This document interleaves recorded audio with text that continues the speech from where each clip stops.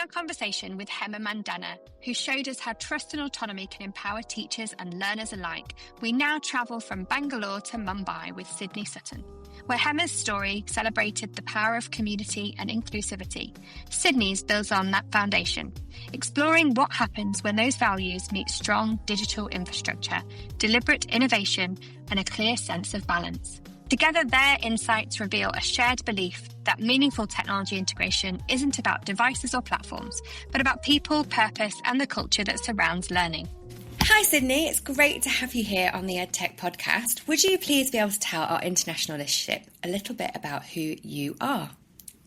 Yeah, thank you for having me, Philippa. So I am Sidney Sutton. I am the digital learning lead at Oberoi International School, Mumbai, India. I've been teaching over at Oberoi for around 7 years now, but overall I've been in Mumbai for around 10 years now. That's incredible. 10 years. You must have seen an awful lot of change out there. Yeah, absolutely. So I first came over 2014, right after I graduated, and yeah, the change that we've seen in the past 5 years alone, 10 years alone, has been incredible. From the country first having different political parties shifting, and then just seeing that growth over the past 10 years and those sorts of things. Yeah, it's incredible, and it's incredible to be here. That's awesome. I always think of India as somewhere that there's such a respect and high level of understanding around the importance of education. Is that something that you feel within your school, within the region? Yes, definitely. There's a huge amount of respect for teachers, and we have these teacher days is really highly regarded over here. Having like a guru is something that is celebrated every year, and that's really nice. It's really nice that respect and reverence for education is still very much there, even in international schools or across the country. And yeah, it's so much so that when I first came over, I was, in my 20s, quite young. People were very surprised. Parents were very surprised. How can you be a teacher at this age? When you look back across, especially the last decade within India, what are the things that, as an educator, have really ignited your passion for education? Yeah, so I mean, it's an incredible melting pot of a country, especially the city as well, Mumbai.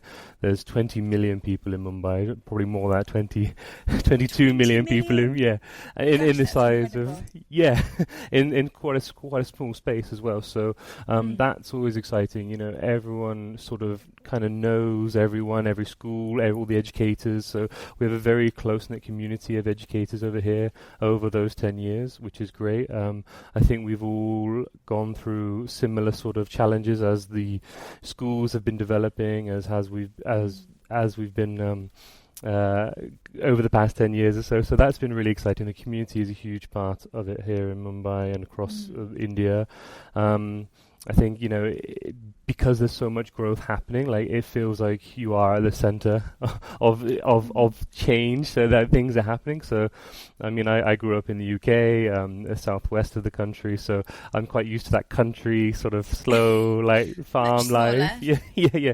So to come straight into like one of the busiest cities in the world, you can definitely sense that there's exciting things happening here, and that's why I think I've sort of fell in love with the place and stayed so long, because you want to sort of get caught up in the action. Yeah, amazing. And that collaboration is always something that I feel links so well back to EdTech.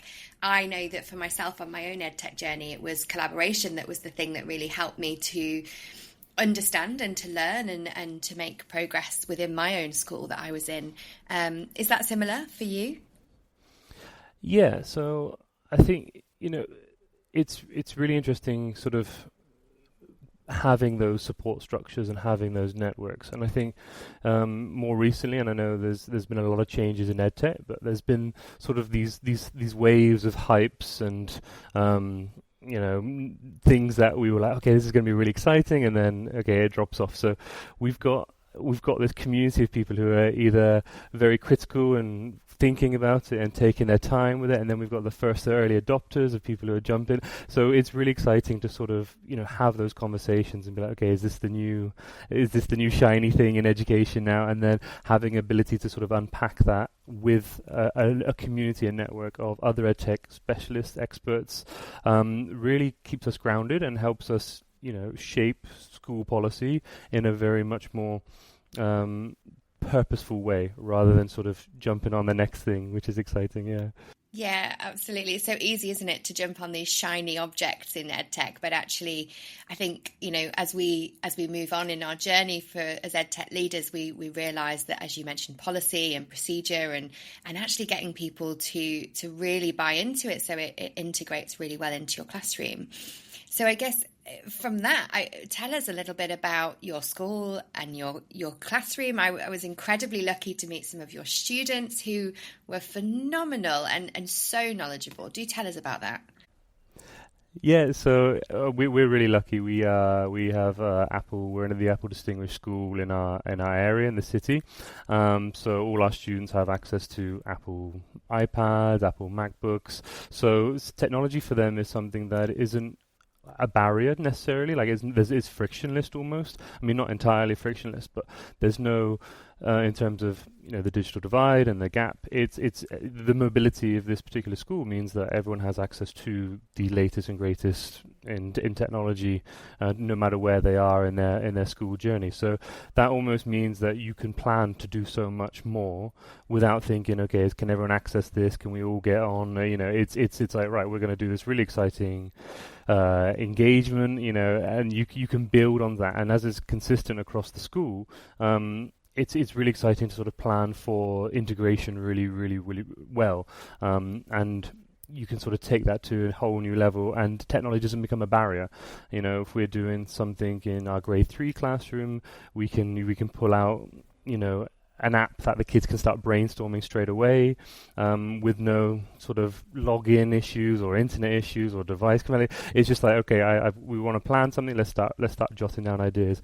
And then as you get at the further end of the school, you know, there's lots of exciting things they can do with, you know, creative apps up there as well. And, you know, it means that we can, you know, as educators, that's not a consideration we need to necessarily think about before we start trying to do exciting things in the classroom. Yeah, which is amazing, because actually in many schools, even those that do have or have this equity barrier removed and they do have the luxury of all this technology, the setup isn't always there in terms of the infrastructure to allow that to happen.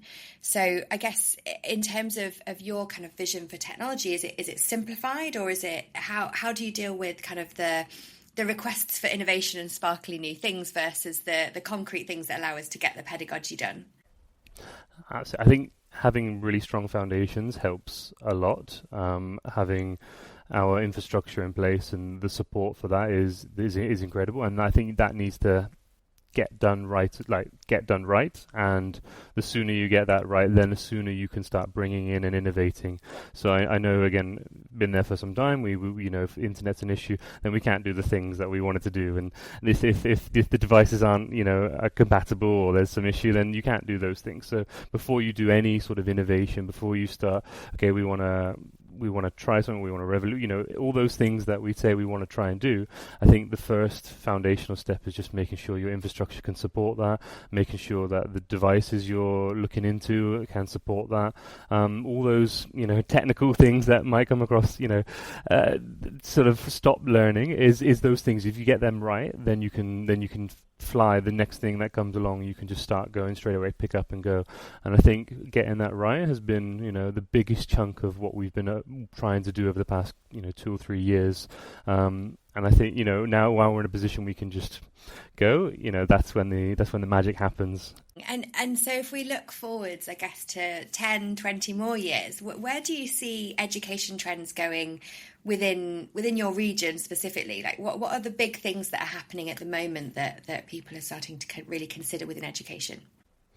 Yeah, I know. I've been trying to avoid saying AI, but AI is, I mean, everywhere. So that's where the exciting thing is. I think for the country, for the region as well. India's trying to develop its own large language models and things like that, like a government initiatives and things like that. So I think we can start seeing a lot more development in that area over here. We've got amazing graduates and students who go to, top universities, and computer science is such a big part of, graduates coming out of India the past few years.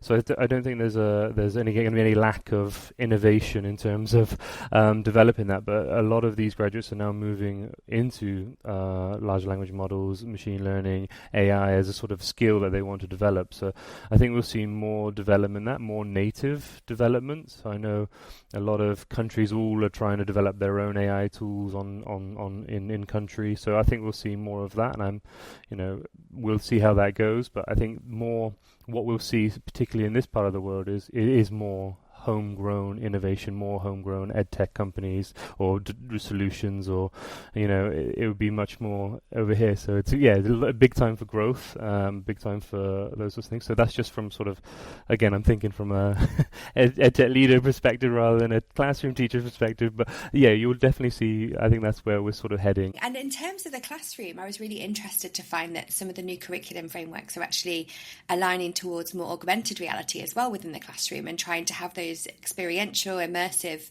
kind of elements within lessons. Is that something that you see as being able to be embraced? I guess not just necessarily within Oberoi, where we know it's maybe quite equitable, but across the board, it does strike me that there will be an imbalance of technology across the region. So do you see that as being something that will take time, or is it quite an aspirational goal?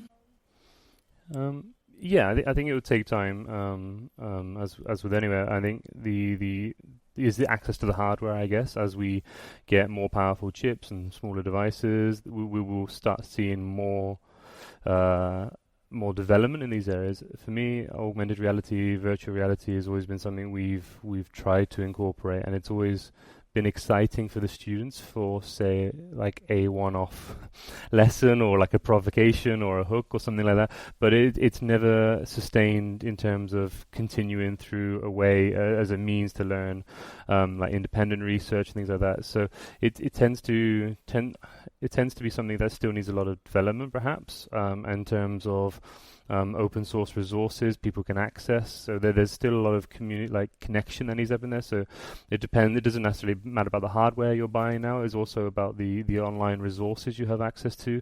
I think that would be a big part of equity. Even if you can entry model, depending on where you get in, I think that's going to be something. And yeah, I mean, if you are coming from a different background, it won't be the first thing you're going to be buying on a large scale, because, if the value is there or not, then that's yet to be seen. And I think as we, keep developing, maybe it will come out more. I know, virtual reality, for example, is really exciting, but it also leads to quite isolationism. You tend to only be the person with the goggles on, or whoever can see is part of that experience, whereas augmented reality feels a bit more, we can all join in on a project. And I know XR, mixed reality, might unlock some areas where people can collaborate, but if that collaboration's not there, then I think we won't catch on as fast. No, yeah, and again, I guess it goes back to equity. So even in the most invested in classrooms, that still becomes a barrier. And I totally agree in terms of the resources. I think it's that for me was always one of the biggest barriers, was around actually what are my students able to do, and I think that connection between EdTech and educators is really key for that, isn't it? Is that development of some really incredible resourcing for students to be able to access. But that's amazing. So I guess just to kind of consider your future trajectory, what do you hope for the school? What are you hoping to be able to achieve within the next 12 to 18 months? What are some of those really key things that you're working on at the moment? Yeah, no, it's a really interesting question. So, I mean, we are moving ahead with our AI policies, developing those. We're making sure that we are looking at ethical AI ethics now, and we really want to develop students to start being critical thinkers about the content and what they're using this technology for. So it sort of comes back to that basics of, digital citizenship, and making sure that whatever new technology comes out, is like, how are we engaging with it? How are we engaging it ethically, responsibly? So that's the big thing from sort of our perspective, is just that, yes, we're excited for these changes and we really want you to sort of engage with it, but there's a limit on how much it's going to happen. So let's be critical thinkers now, before it gets to a stage where it might be everywhere, it might be very ubiquitous, but let's make sure those human skills are still there. So we are, as much as we are going for innovation, it's coming back to those organic, those human skills, the understanding of this is just a tool, perhaps, and I think with the development of like you're talking about AR and VR, like we will obviously pursue and we'll prepare students for a future where these technologies might exist, but it'll also be from a standpoint of what's your contribution? What are you adding? Don't let have a friction in your learning. Don't just let something think for you or do things for you. Like, understand how it's working. Have that computational thinking to understand things like tokens and that. So for us, it's about just making sure that we don't get too lost in the innovation, and we're coming back to those skills, a part of our curriculum, and I think that's going to be something we're really pushing for now, and sort of not holding back the technology, but taking it one step at a time, and making sure we're doing it deliberately. Nice, lovely. I love that, deliberately, because I think it's all about that kind of conversation between ed and tech, really, isn't it? And it is really about us making sure that what we're doing for our students is about building those skills for the future. And as we know from, I'm sure you'll have done the plethora of reading that there is at the moment with all the new policies that are coming out from all over the world, that humanistic side is just vital for us to be able to reassure, I think, as well, to some extent, students and parents and other teachers that yes, there is so much innovation, there's so much happening, but what the most important part of this is that actually allows us to be very human, and to have those humanistic skills, which is just a really nice thing to be able to consider, really, and it gives us balance, which I think brings me to one of my last questions. Many people listening might go, oh, you've got all this tech, that must mean that you're using it all the time. Tell us around, I guess, the balance of technology in your school. Yeah, no, it's something we get quite a lot as well. It's great that we do have access to this technology, but there is a real, purposeful balance that we try to maintain. So, if the teacher doesn't need to use the technology, they won't, or they don't need to. There's no compulsion to use it. We look at the SAMR model. If it's a substitution, then what's the best way? So one of our sort of guiding statements in our policy, which overrides sort of what shall I do in this scenario? What shall I do in this scenario? Is it for learning purposes? Is the activity for learning purposes? And if you find it's not for learning, then you don't need to use technology for that instance. So is it going to make a difference if I use technology here or not? Is it going to help me, differentiate my classroom? Is it going to help me support learners? Is it going to really transform the learning of this activity? And if the answer to those questions is sort of no, not really, then then teachers are empowered to go, okay, iPads away. We're not using iPads today, and it all starts with that. The teacher is still the teacher. Those classroom agreements, essential agreements, are still essential. When students come into the classroom, it's like, let's not all just get on our devices straight away. Let's keep them away until the activity or until the need of the classroom is there. And there'll be some days where the students won't even use a device. They could go the whole day when they're not using a device, perhaps, with for whatever reason the classroom dictates it that day. I think having that sort of approach means that when the iPad comes out or when the MacBooks come out, then it's going to be purposeful. It's okay, we're all going to do this activity together, or we're going to finish off this, and then it's a purposeful activity. And we're great that we have some device measures installed, so if the teacher does need to freeze the devices or close them down and get back to learning, then that's within the teacher on their device. So I think that gives that helps that with that balance, to just empower the classroom to be like, this is for learning first, and then we'll come back to the technology if we need to use it. That's really nice. I love the way that's reinforced in a range of different ways throughout, whether it is the pedagogical approach or whether it's just in terms of the policy. That support and reminding staff that they have the choice and bringing it back to purpose is just exactly what we need. So I guess just to leave the audience, what would you say is your biggest tip for anyone who is either moving into an EdTech role or maybe is in an EdTech role but is a little bit like I used to feel, where sometimes we were floundering a little bit and you kind of just need someone to say, you know what, here's a top tip. What would your sort of top tip be to teachers?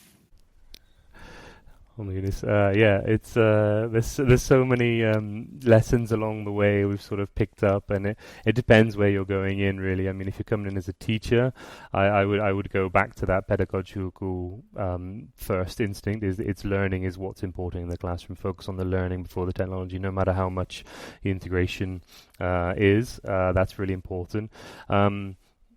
Building strong relationships with your teachers and your IT department is really, really key. If you don't have that, then those components won't talk to each other. You need to have that ability to communicate between those two, and of course infrastructure as well. If the infrastructure isn't doing it, and that's when those relationships come in, because you could be on your first day into a new school and be like, oh, we want to do this thing, but we can't do it because that's not.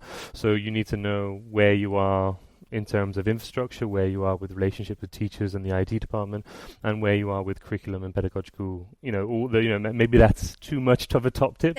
But no, I think that's right. I think really what you're saying is make sure the foundations are there, because as you say, relationships are so key. I think for me, that's one of the biggest things that I learned was that communication with people. And I would say the IT guy is my best friend, because if you say, yes, let's do something, and it all falls down, people lose trust in what you're trying to achieve. And even if you had all good intentions, that's obviously not the kind of relationship we want to do. Is better to be measured, I guess, is what you're saying, and say, let's check, and then we'll move forwards, because then it can be successful. But as you say, there are so many different stakeholders involved within the journey of EdTech, right? That's it, Thank you so much, Sidney, for joining us today. It was an absolute pleasure to talk to you and to meet you and your students a couple of weeks ago. So thank you so much for your time. I'm sure we'll speak again soon. Thank you. Thank you, Philippa. Thank you. If you've enjoyed today's episode, don't forget to follow, rate and share the EdTech podcast wherever you're listening.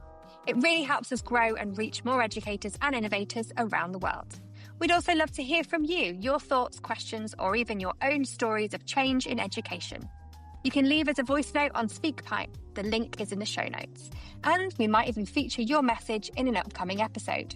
And of course, you can find all our links and show notes and resources at theedtechpodcast.com.